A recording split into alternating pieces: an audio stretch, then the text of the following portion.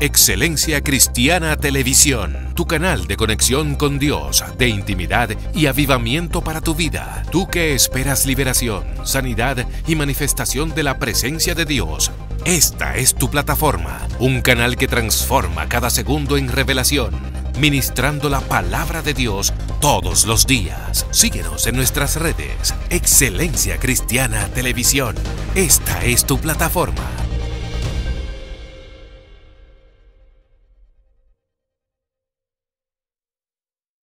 Bendiciones de parte de Dios en este día. Qué bueno que estás acá en esta propuesta maravillosa que hemos denominado el nuevo fenómeno de la interpretación bíblica con el ministro Vladimir Castro. Hoy tenemos un programa especial, sí, así como lo oye, especial, porque venimos a tratar un tema poco atípico. No tanto eso, que también nos acompaña una persona importante, un hombre de Dios, que está junto a nosotros en este día. Él mismo se va a presentar y yo quiero pasarle esta oportunidad a él. Amado, bendiciones y bienvenido. Bendecido, contento de estar aquí. Qué bueno. Y estar contigo en esta plataforma tan dinámica y bendecida. Amén. Para mí es un privilegio y soy el pastor Andri Corporán. Estamos al frente del Centro Familiar para las Naciones Iglesia Moriap y tenemos una red que da cobertura a 11 países. Wow. Llamada Gloria Profética para las Naciones, y aquí estamos. Dios mío, este hombre, señores, oiga cuál es el tema que vamos a tratar hoy. Óigalo. Del ateísmo al cristianismo. Dios mío. Este hombre tiene una historia fascinante que contarnos de lo que Dios hizo en su vida.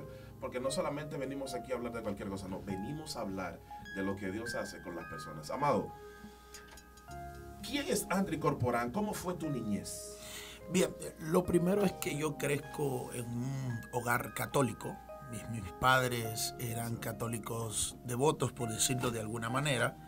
Y de repente, cuando empiezo a ver todo este desarrollo de la vida de mis padres, mi familia, yo crezco en colegios cristianos, hasta que de algún momento, por alguna razón, yo decido no creer. Ok, ¿por qué? La razón de no creer era porque yo no veía una justificación lógica a lo que la religión como tal presentaba. Dios. Mis padres, en un intento de que yo conociera, yo estudié en todos los colegios cristianos de mi pueblo, adventistas, católicos, wow, evangélicos, bautistas. Yo lo caminé todos y crecí con eso, fui desarrollando mi vida, tuve una niñez fantástica. Mi padre es un empresario de San Cristóbal, tiene una de las empresas más grandes en el área de importaciones de neumáticos y eso, y crecí con cierto...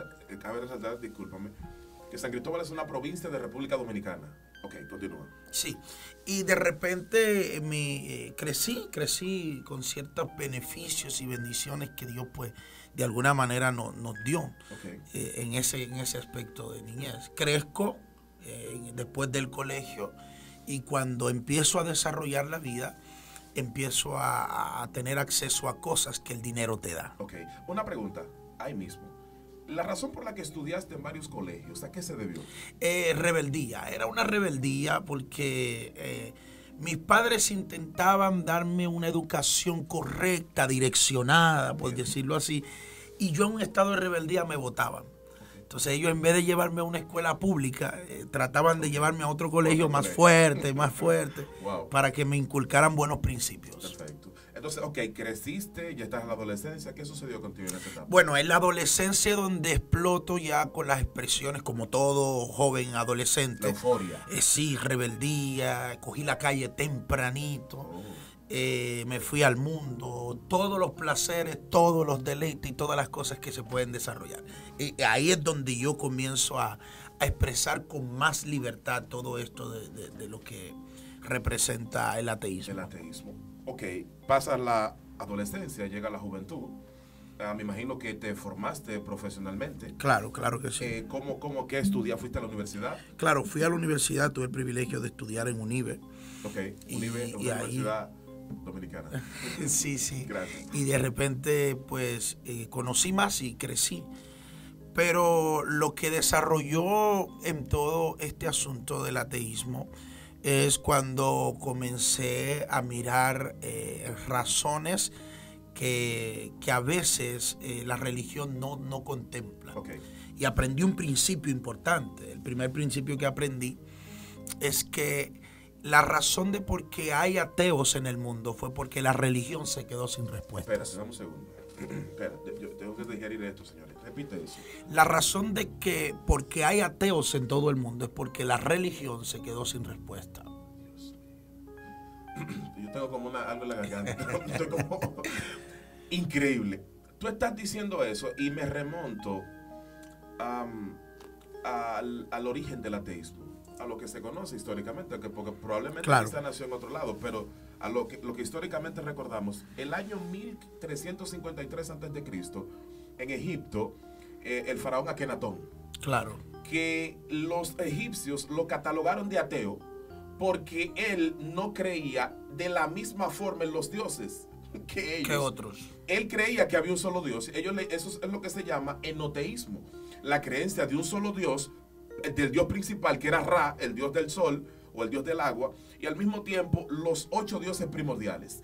Pero la mayoría creían que solamente era la omniada, los primordiales. Claro. Entonces, aquí hay un punto y viene pregunta.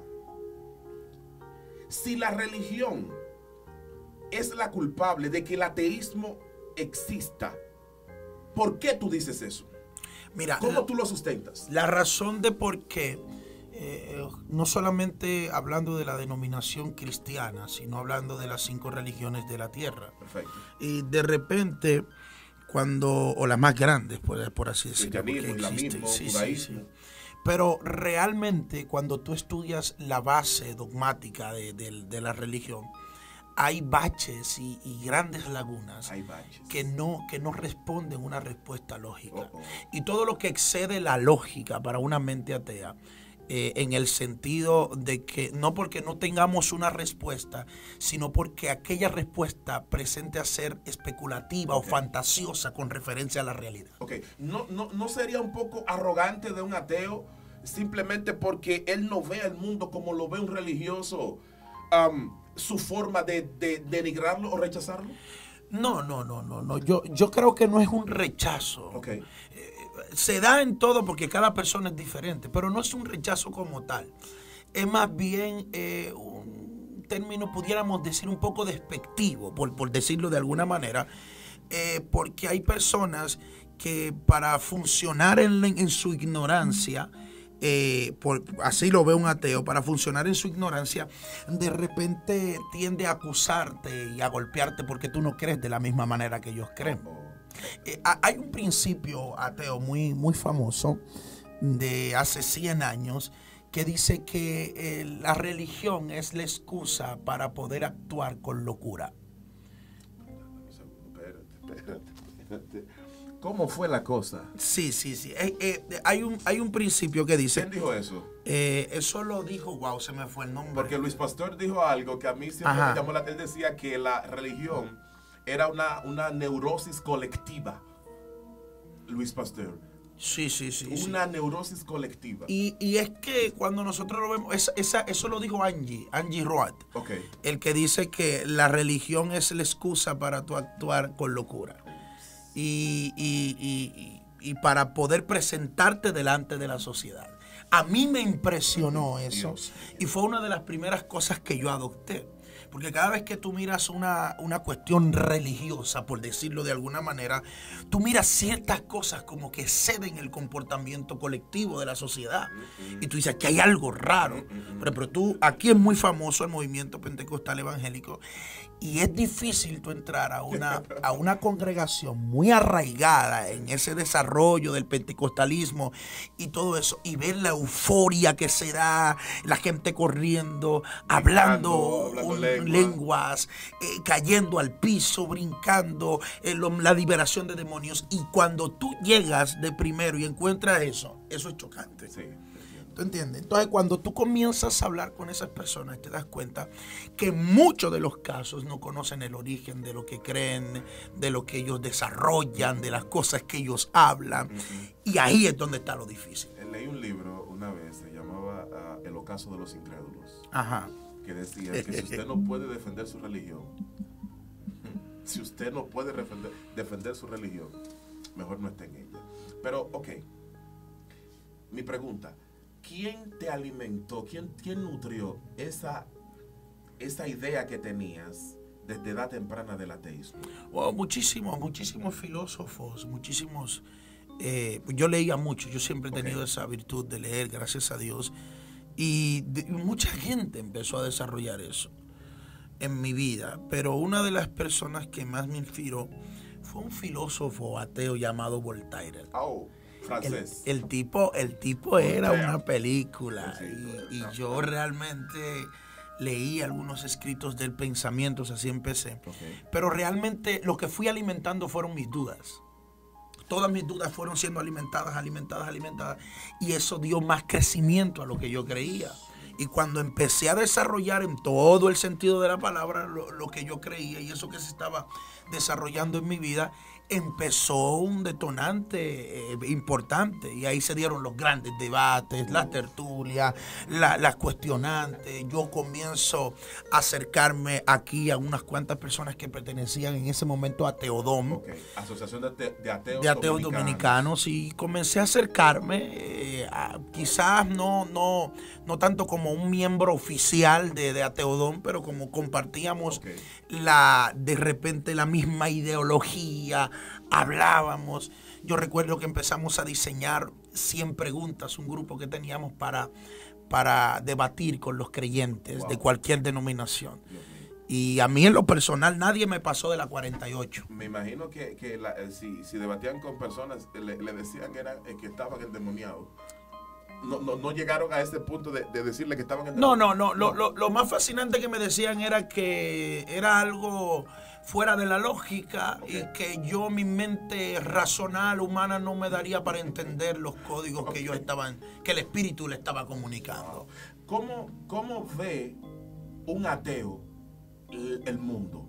¿Cómo ve un ateo la realidad? El mundo es ciencia, lógica, realidad. Yo creo que hay principios que dicen que el mundo no es más de lo que el ser humano puede percibir de él. Nadie puede ir más allá de su capacidad racional. Y todo lo que responde a la lógica y desarrolla un mover lógico en la vida de la gente, entonces puede ser pensado racionalmente. Ok. ¿Te acercaste a los miembros de Ateodom? Sí. ¿Hiciste amigos? Claro. Perfecto. ¿Cuál fue tu experiencia allá? ¿Que aprendiste algo nuevo? Claro, es que es fascinante lo que tú conoces. Cuando yo te digo que es fascinante, es, por ejemplo, una de las cosas que más detonaron todo esto es el caso de una obra que yo leo de un doctor francés llamado Charles Binet. El tipo presenta una versión de Jesús. Eso fue publicado en el 1914. Y él decía que la obra se llamaba La locura de Jesús. Lo que presentaba la obra era argumentos, obviamente, partiendo de los evangelios canónicos, que desarrollaban toda una sintomatología de una posible enfermedad mental que tenía Jesús. Y el tipo comienza a redactarte parte por parte. Tú tienes que leerte eso. Oiga, parte por parte. Y empiezan a presentar en los relatos de los discípulos de lo que presenta la psiquiatría como un trastorno, cada uno de los puntos. Y eso empieza a desarrollar, eso empezó a alimentarme. Y yo empiezo a conocer todo eso, la locura de Jesús, un tipo que probablemente tenía problemas mentales, y eso para mí fue algo que me impactó realmente. Ok, tenía problemas mentales, ¿por qué? Porque se hacía a pensar que era el Mesías. Ellos decían que él tenía una megalomanía. Por eso te pregunté. Y no solo eso, sino eso fue uno de los puntos detonantes. Y una de las bases que él usa es en el momento del episodio donde Jesús lee el libro de Isaías en la sinagoga, que no le está permitido a él leerlo, leerlo sí, pero no interpretarlo como tal, porque habían personas exclusivas para la interpretación. Pero de repente él cuando interpreta usan una frase Y la frase que usan en los evangelios es lo que hace la primera detonante para determinar. Cuando ellos le dicen, ¿qué es lo que estás hablando? O sea, tú estás fuera de sí, Okay. estás fuera de la razón. Esa palabra ellos dicen que es, cuando tú la traduces, es locura. Dicen, tú estás loco. Esa fue la frase que le dijeron a Jesús. Y desde ese momento él dice, su propia comunidad comienza a mirarlo como alguien loco, como alguien fuera de sí. Y ahí comienza a darse un sinnúmero de episodios que empiezan a desarrollar. Luego, 70 años después, otro más desarrolla otra obra que se llama Los últimos días de Cristo, donde dice qué sintomatología él presentó: la sudoración de sangre, el deseo de morir, esa angustia que le quitó el sueño, porque Jesús presentó un episodio donde no podía dormir, se iba a orar hasta tarde. Entonces, siempre que a nosotros nos mostraron esa versión, yo recuerdo desde la escuela, los colegios, las películas, era un hombre devoto, una pasión.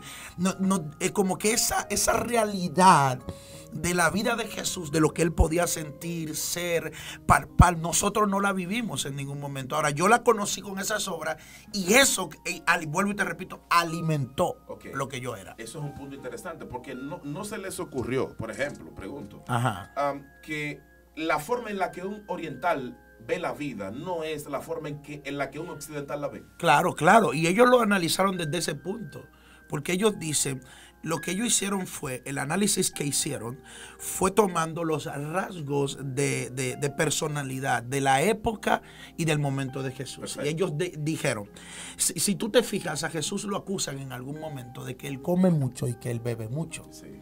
Un tipo que de repente en las bodas de Canaán se acaba el vino, manda a buscar más vasijas, y cuando manda a buscar las vasijas, él hace que el vino fluya. Sí, claro. Y eso es algo que ellos tomaron haciendo indicativo de lo que se vivía en la sociedad, y dijeron, mira, el alcohol provocó en esa generación estos resultados. Mira cómo son las cosas de la vida. Tú estás tocando ese punto, pero sin embargo, los judíos no toman alcohol en las bodas. Bien, pero ahí vamos. Te entiendo perfectamente. A lo que me refiero es, porque cuando tú interpretas el episodio de la boda del Caná, los judíos no toman alcohol para fiestas solemnes. No toman alcohol. Y mucho menos una boda, porque precisamente el alcohol trae disolución. Y normalmente a un judío le gusta tomar el vino. Pero mira, ok. Ahora bien, ¿ya pasaste la etapa o qué tiempo duraste relacionándote con las personas de Teodón? Eso fue un periodo como de 4 o 5 años. Ok, mucho tiempo. Sí, mucho tiempo. Fue algo, amistades y eso. Yo iba de vez en cuando porque no tenía el tiempo, estaba estudiando en ese momento. Perfecto. Pero yo iba, lo veía lo que hacían, los chistes que se hacían. Okay. Yo recuerdo que en medio de todo eso yo tomé una postura con relación a mi familia y su creencia. Okay. Porque aunque ellos no eran de estar ahí, pero sí eran creyentes. Y mi papá tenía el sueño de hacer un altar de una virgen arriba de la casa. O sea, era algo como así, tú sabes. Wow. Y yo creí en eso, y la gente que se rodeaba conmigo, que hablaba conmigo, que estaba junto conmigo, en ese momento yo no insistía mucho en razonar con ellos. Okay. ¿No tuviste tú durante ese periodo de antes de venir al Señor, que eso lo vamos a tratar luego, no tuviste experiencias espirituales como la llamamos, o no tuviste algún tipo de éxtasis? Eso sucede después. Lo primero que a mí me pasa es una crisis cuando yo intento acercarme a Dios, que ningún maestro pudo enseñarme. ¿Cómo fue este proceso de acercarte al Señor? Yo me di cuenta de que la Biblia tiene contradicciones, tensiones, que la Biblia tiene demasiados errores gramaticales. Yo era muy chamaquito, en ese momento no era alguien como tan dedicado a estudiar, pero conocía, porque cuando abrían la Biblia y me leían algo en la escuela, la primera media hora era Biblia, lo que te daban en los colegios, donde yo estudié. Y de repente yo leía la Biblia y mi mente se iba en una, porque yo era un tipo que razonaba y empezaba a pensar. Y me di cuenta de grandes realidades que existen dentro de la Escritura. O sea, lo primero es que la crisis que empieza es la crisis donde Dios le dice al hombre, no comas del huerto. Okay. no comas del Claro. huerto, él no come. Hasta que llega la mujer, se saca de una costilla, algo totalmente irracional y lógico, se da el fenómeno de la creación, de los días de la creación, crean la tierra, primero que el sol y que el universo, y es insostenible esa postura. Okay. Y cuando comienzo a mirar todo eso, una pregunta muy infantil, que de nuevo creyente eso, pero a mí me pasó, y yo sé que a mucha gente le pasa, la gran pregunta de que no, porque la existencia de Dios es algo subjetivo. Okay. O sea, es subjetivo a la cultura, Okay, subjetivo al perfecto, pensamiento. sí. Nadie ve a Dios. De repente mi postura de lo que es la existencia de Dios para ti puede sonar absurdo. Exacto. O hasta hereje, Sí, dependiendo puede del tipo ser. de costumbre que tú tengas. Claro. Tú ves. Pero cuando yo comienzo a mirar todos estos grandes incógnitas, un versículo contradice a otro. Por ejemplo, tú te encuentras una postura de un Dios que dice no matarás. Y está prohibido matar. Pero cuando de repente Manda a matar a un pueblo no, entero. mata a Malé y a su pueblo. Y hasta los que amamantan, las que están dando seno a las Lo que ovejas. está en la barriga. Y al ¿no? tipo que mandan es un tipo que él ve que ya es una masacre lo que está haciendo, porque ya destruyó los ejércitos, ya la familia noble, que es la última que queda, se rinde. Y él decide hacer un sacrificio para que Dios perdone la vida de esa gente y agradar a Dios con los mejores de los ganados. Y es el tipo que Dios desecha por esa acción. Entonces, ahí vino la gran pregunta, Vladimir. Porque hay algo interesante, ¿sabes? Porque es cierto, cualquiera se plantearía, pero ok, tiene una O buena sea, intención. acuérdate que te estoy dando la versión, Sí, sí. la versión de la postura de Sí, claro, ateísmo. del ateísmo. Pero te digo, es una postura interesante, una posición interesante porque el tipo que tiene buenas intenciones. Claro, no, el tipo tiene buenas intenciones y él decide perdonar a los nobles porque ellos se rinden. No es ni siquiera que él los toma por la fuerza y lo hace esclavo. Ellos se rindieron y estuvieron a su disposición. Y él, sabiendo que Dios le dio una orden, tiene la brillante idea: vamos a agarrar lo mejor del ganado que ustedes tengan y vamos a ofrecer un holocausto como el que nunca le han hecho a Dios. Y el tipo es desechado por esa acción. Y respetando un mandamiento que dice no matarás. No matarás. O sea, Saúl, respetando el mandamiento que dice no matarás, es desechado. Entonces ahí empezó la gran pregunta. La gran pregunta era: ¿es pecado matar, sí o no? Entonces me doy cuenta, en ese momento dije yo, pero ve acá, matar es pecado siempre y cuando Dios no te diga que mates.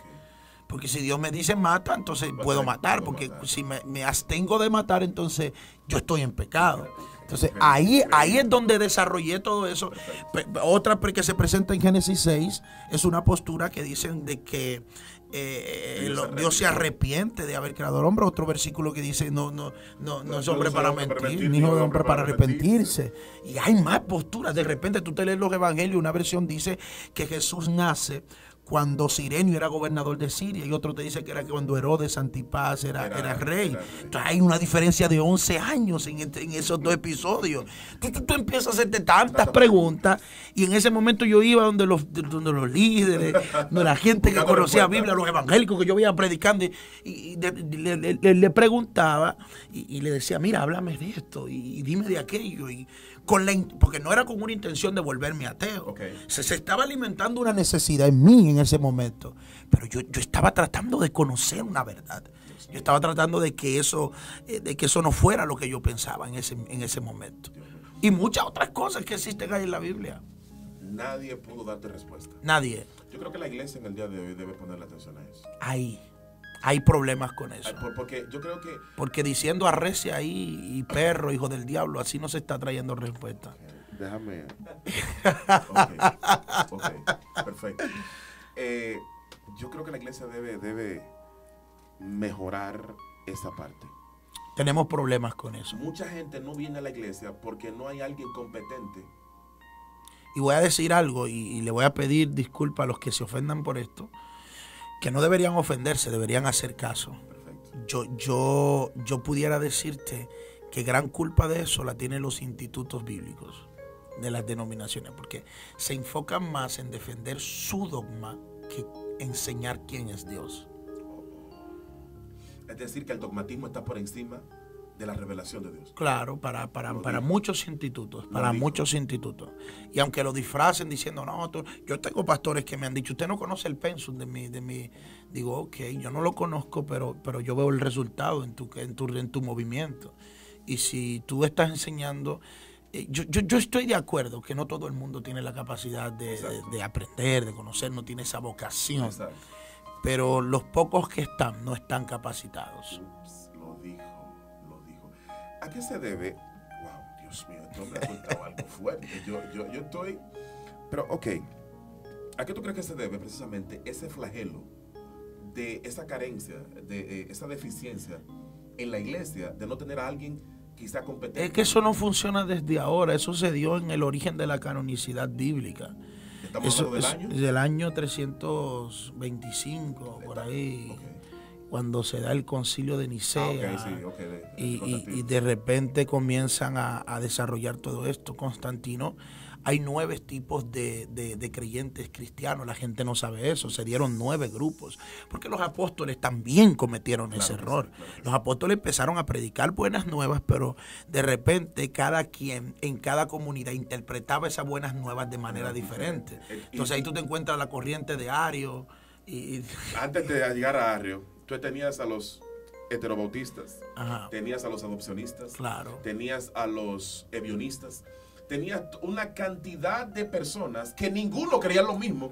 Uno creía que había un Dios. Pero eran dos. sí reconocían a Jesús. Por lo menos sí. Pero por lo menos uno lo reconocían como profeta, otros lo reconocían como hijo de Dios, otros decían Dios era hijo de Dios, pero nunca hizo milagros. Exacto. Otros decían era hijo de Dios, hizo milagros, etcétera. Era 100% Dios, era 100% hombre. Eso se da en el concilio de Nicea. Yes. Lo de 100% Dios y 100% hombre se da en el concilio. También. Esa es la conciliación del concilio.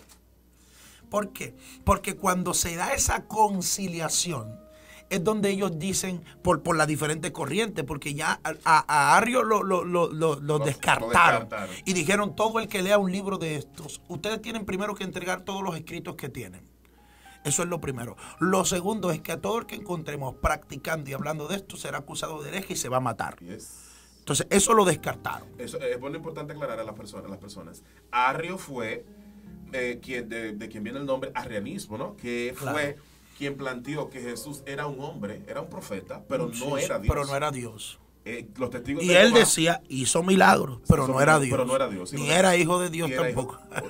Oigan bien, pero los testigos de Jehová, Sí. bueno, que hasta el día de hoy sustentan Claro. justamente la corriente del arrianismo. Sí, pero ellos no tienen documentación para eso. Ok. Simplemente más que la idea. Es la Porque idea. se hizo una devastación. Sí han encontrado. Algo más. Todavía no tenemos información de eso. Pero de repente eso se dio. Y ese error empezó allí. Luego se da el Concilio de Trento. Luego se da el Vaticano. Ya después, cuando se convierte, se denomina católica. Que hubieron muchísimas más divisiones hasta que llega una de las más grandes reformas que da paso a un mover más liberal. Okay. Que es cuando quitan los 7 libros que la Biblia, cuando se da el asunto de Martín Lutero, las 95 tesis. Que cabe destacar, Martín Lutero nunca dejó de ser católico. Para que estemos claros. Para mí nunca hubo ninguna reforma. Lo que hubo fueron divisiones. Sí, Criterios divisiones. Pero de ahí se da, y luego de 100 años para acá nace un movimiento más liberal todavía, pentecostal, que es el pentecostalismo, ese mover evangélico pentecostal. Pero cuando yo veo todo eso, pues yo me pongo a investigar. Imagínate tú, yo tengo hambre de conocer a Dios. Ahora, yo lo que no me creo es la historia. Los milagros lo acepto. Okay. No hay razón para eso. Perfecto. En ese momento, y cuando digo que lo acepto, es porque no me detuve primero en los milagros. Yo me detuve primero en esa vitalidad de lo que el texto presentaba. Esa vida de lo que el texto... Vamos a ver qué es lo que dice la Biblia. Hay un hecho muy penoso en Deuteronomio y en Números. En Números pasó algo, un fenómeno. Números 24. Hay un problema donde se van los hijos de Dios y se mezclan con la gente. Se da el asunto de Baal peor. Y se mezclan. Fue cuando vino Pinjas. Que mató al hombre con la lanza y lo traspasó con la mujer. Brother, dice que a Dios le agradó eso. Yo dije, aguanta. O sea, porque mataron a un hombre y una mujer. Sí, pero ya habían 22,000 que habían matado. Porque Dios le había dicho que maten. Que tomaran de cada familia de los que fueron, de los primogénitos, y lo mataran. Y ya iban 22,000 muertos.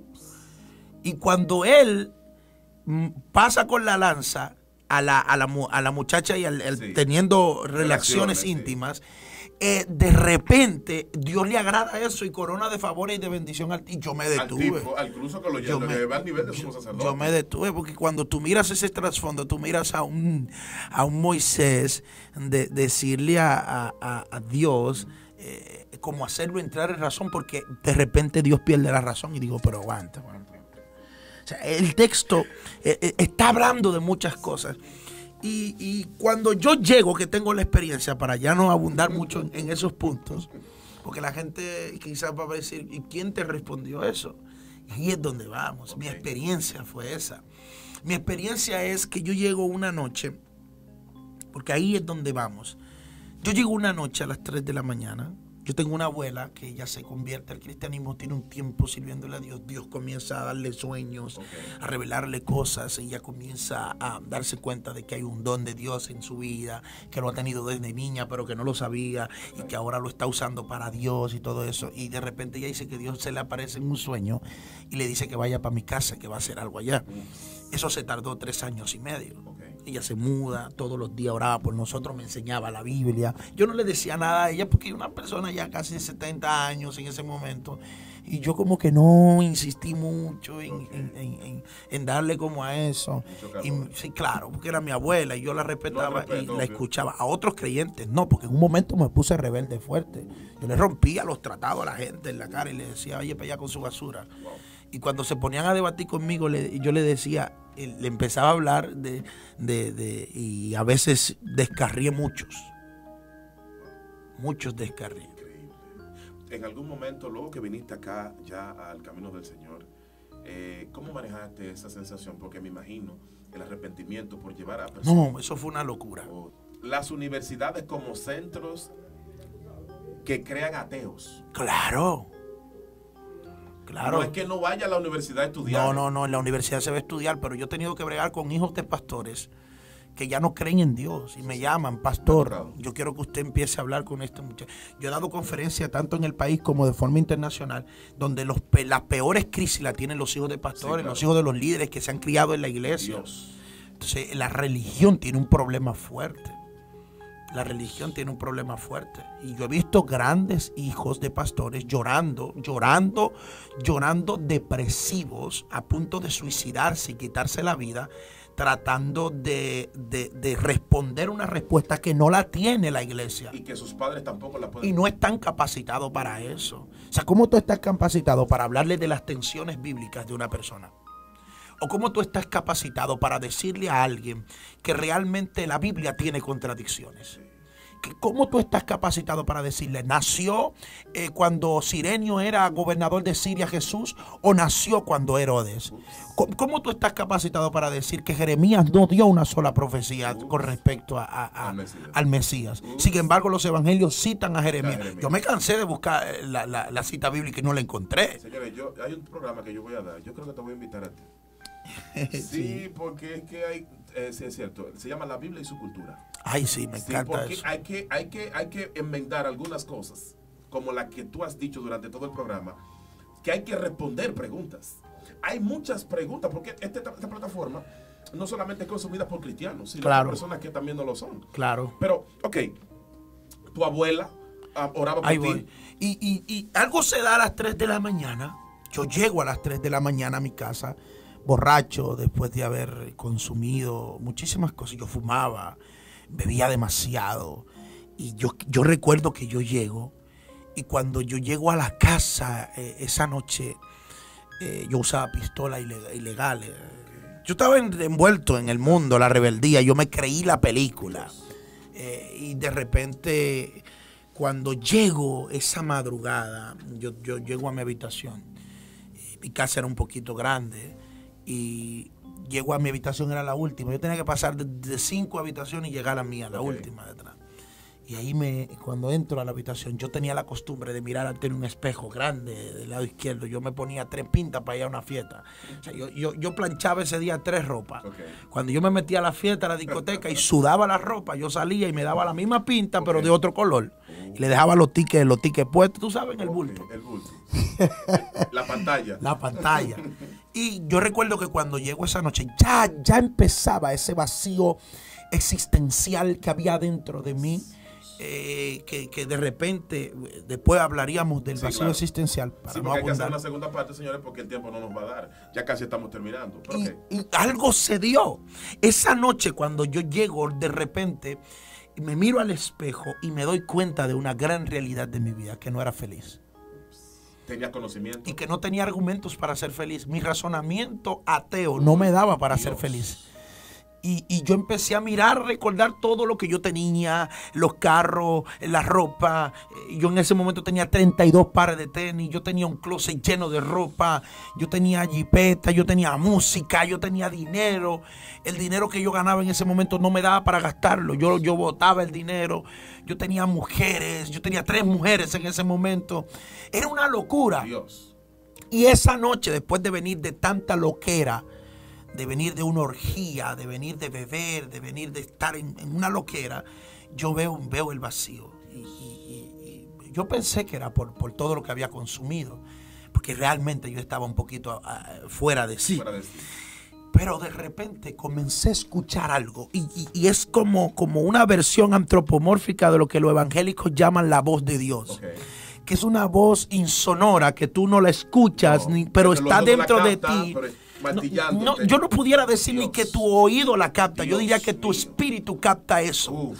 Y tú escuchas en tu idioma, tú escuchas en tu lenguaje, tú escuchas dentro de ti. Y eso empezó a sacudir mi espíritu. Cada vez que esa voz se repetía dentro de mí, era algo que me sacudía y me hacía preguntarme cosas y buscar más. Y era como que despertaba un hambre dentro de mí. Y esa voz me decía, cuando las cosas del mundo empiezan a aburrirte, yo te estoy llamando. Dios mío. Yo no entendía ni tenía respuesta para esa. Yo empecé en el archivo, tú sabes, normal. Empecé a buscar. Pero de algún momento yo entro en razón y digo, pero yo me estoy volviendo loco. Aquí no hay nadie y nadie está hablando conmigo. Y me quiero como ignorar lo que está pasando, pero intento acostarme, no puedo. Intento sentarme, no puedo. Cada vez que se repite, mi corazón salta dentro de mí. Cuando las cosas del mundo empiezan a aburrirte, yo te estoy llamando. Y yo empiezo a razonar. No puede ser lógico lo que yo estoy viviendo. Esto tiene que ser fruto de la droga, del alcohol, de lo que yo me metí. Esto tiene que ser una locura. Y yo estoy ahí tratando de razonar lo que estoy viviendo y no puedo, no tengo una respuesta para eso. Y ahí es donde viene todo lo que sucede con el espíritu. Cuando yo comienzo a hablar, yo voy a hacer algo, a ver si es verdad. Eso es lo que yo digo. Y empiezo a decirle, ¿quién tú eres? No me dicen. ¿Cómo tú te llamas? No me dicen. Yo le dije, pero está bien, si tú eres real y tú eres Dios, yo asumo que es Dios. Exacto.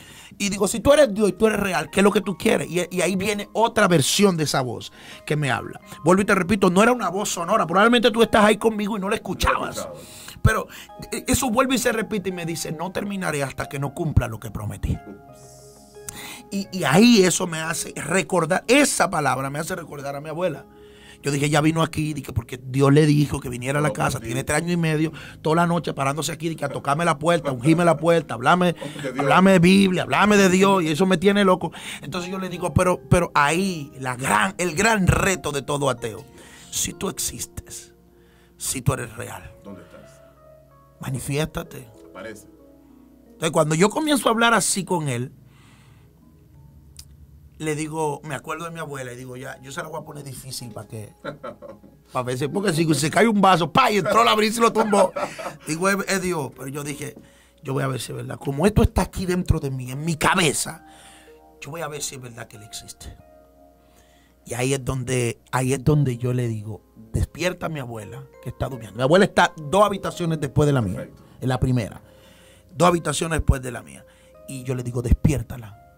Y si ella me dice exactamente lo que tú me estás diciendo, yo te creo. Yo siento que algo se rompe, ¡pam!, en la casa. Agarro la pistola y voy para afuera, para el pasillo. Y cuando voy para el pasillo, yo veo que mi abuela grita. Dije, se metió un ladrón. Y cuando voy corriendo, viene mi abuela hablando en lenguas a las 3:30 de la mañana. Y danzando, dando vueltas. Una locura. Yo Inmediatamente asumo y me asusto. Cojo la pistola, la meto debajo de un sofá que tenía en la habitación, en los cojines, y cierro la puerta y me quedo así esperando. Dije yo, que no venga, que no venga, que no venga, que no venga, que no venga, que no venga. ¿Le dijiste adiós? No, porque ya yo estoy asustado, porque se da un episodio y es demasiado fuera de sí. Yo nunca había vivido algo así. Okay. Y cuando ella viene hablando en lenguas y se para frente a mi habitación, que me toca la puerta, yo intento persuadirla. Y le digo, mamá, usted se volvió loca. Usted no ve que son las 3:30 de la mañana y ese escándalo que usted tiene aquí. Y ella le dio a la puerta y me dijo, tú me abres la puerta o yo te la rompo. La dueña estaba agresiva. Y hablando una lengua rarísima, una cosa. Y yo, mamá, mire, váyase a acotar, usted se volvió loca. Usted va a despertar a los vecinos. Me dijo, si no me abre la puerta, grito más duro. Entonces yo, para que ella se calle, abro la puerta y le digo, ¿qué es lo que usted quiere? Y con la misma fuerza que ella le estaba dando a la puerta, con las manos abiertas, me dio por el pecho. Y me dijo, la primera vez que me dio, a mí, mira, yo te voy a decir una cosa, yo practiqué defensa personal, artes marciales, y a mí nunca me habían dado un golpe así. Yo sentí que cuando ella me dio el aire se me fue en el pecho. Wow. Y yo sentí un impacto, porque ella estaba bajo el poder de Dios. Y ella me dice, así dice el Dios al que yo le sirvo y no me deje en vergüenza. Y cuando volvió y me dijo, cuando las cosas del mundo empiecen a aburrirte, Dios, yo te estoy llamando. Y me repite exactamente lo que mi abuela, lo que Dios me había dicho. Dios. En ese momento yo caigo al piso. Y cuando caigo al piso, yo desperté al otro día. Al otro día está ella preparando su desayuno porque tenía una dieta especial en la cocina. Yo voy a la cocina y le digo, doña, yo anoche tuve un sueño raro. Un sueño. Y ella me dice, ajá, ¿qué tú soñaste? No, pero tú eso no lo vas a decir ahora. Ya terminamos, se nos acabó el tiempo. Lamentablemente. Dios mío. Brother, te invito a que termines este testimonio porque de verdad que ha sido sumamente importante, esencial, sustancioso. Y yo creo que la gente debe escuchar esto. Personas como tú, de donde Dios las sacó, deben ser escuchadas, que el poder de Dios todavía hace milagros. Que de hecho, después de esa experiencia fue que vino la crisis grande. Okay. Señores, él está ya invitado para la próxima, a una próxima entrega, para la segunda parte de este testimonio. Recuerden, esto fue el nuevo fenómeno de la interpretación bíblica con el ministro Vladimir Castro. Amado, despídete. Gracias. Una gran bendición estar aquí con ustedes y poder transmitir. Yo sé que hay muchos jóvenes que están igual que yo, que son hijos de pastores, que se han criado en la iglesia y que en algún momento han tenido preguntas que nadie le ha dado respuestas. Amén. Para eso pues tenemos respuesta y Dios quiere bendecirte. Recuerda que pueden seguirnos también como Ministerio Ciclo Divino en todas las redes sociales. Será hasta la próxima. Excelencia Cristiana Televisión, tu canal de conexión con Dios, de intimidad y avivamiento para tu vida. Tú que esperas liberación, sanidad y manifestación de la presencia de Dios. Esta es tu plataforma, un canal que transforma cada segundo en revelación, ministrando la palabra de Dios todos los días. Síguenos en nuestras redes. Excelencia Cristiana Televisión. Esta es tu plataforma.